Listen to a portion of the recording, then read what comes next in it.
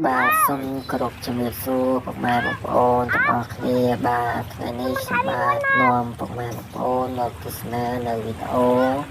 ដែលខ្ញុំបាទបានថតនេះគឺជាសកម្មភាពរបស់ប្រជាពលរដ្ឋយើងប្រជានេសាទគាត់កំពុងតែធ្វើការនេសាទនៅក្នុងទន្លេបាទហើយទឹកទន្លេនេះគឺមិននៅឯណាឆ្ងាយទេបងប្អូនគឺនៅជាប់នឹងក្រោយផ្ទះរបស់ខ្ញុំបាទផ្ទាល់តែម្ដងបាទនេះគឺជាទូកគេហៅថាសាឡុងដឹកទំនិញដឹកមកពីប្រទេសវៀតណាមណាបងប្អូនបាទហើយនេះគឺជាកប៉ាល់ដែលគេហៅថាជាកប៉ាល់ទេសចរបាទអញ្ចឹងកប៉ាល់នេះគឺជារៀងរាល់ខែគឺមួយខែមកម្ដងបាទគឺអត់ដឹងថាឡើងមកពីណារហូតដល់ណាទេបងប្អូនតែគឺតាមចំណាំមើលគឺមួយខែគឺមានការឡើងមកម្ដងហើយមួយខែទៅមួយខែមក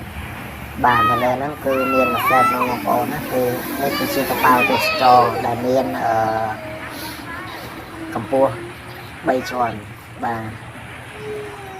អត់ដឹងថាមកពីណាតែណាដែរបងប្អូនប៉ុន្តែនេះគឺឆ្ពោះទៅខាងភ្នំពេញវិញណាបងប្អូនបាទហើយនៅមាត់ទន្លេនេះគឺខ្យល់ខ្លាំងណាស់បងប្អូនណាបាទហើយធ្លាក់ខ្យល់ឡើងត្រជាក់មកពេលព្រឹកគឺត្រជាក់ខ្លាំងមែនតើបងប្អូនបាទហើយនៅខាងនោះទៀតគឺមានទូកនេសាទគឺគេអួនដាក់មកដាក់ទូអញ្ចឹងណាបងប្អូនបាទតែអត់ដឹងថាបានក្តីឬក៏មិនបានទេបងប្អូនណាតែនេះគឺពួកគាត់រកបែបលក្ខណៈគ្រួសារបងប្អូនគាត់ចៅទូកមកឃើញទូនោះឆ្វេងដៃណាបាទហើយកប៉ាល់ទេសចរហ្នឹងគឺបើកយឺតៗបងប្អូនគេបើកដើម្បីឲ្យទេសចរទស្សនាតាមដងទន្លេអញ្ចឹងតាមផ្ទះជីវរដ្ឋតាមខោផ្ទះជីវរដ្ឋអញ្ចឹងណា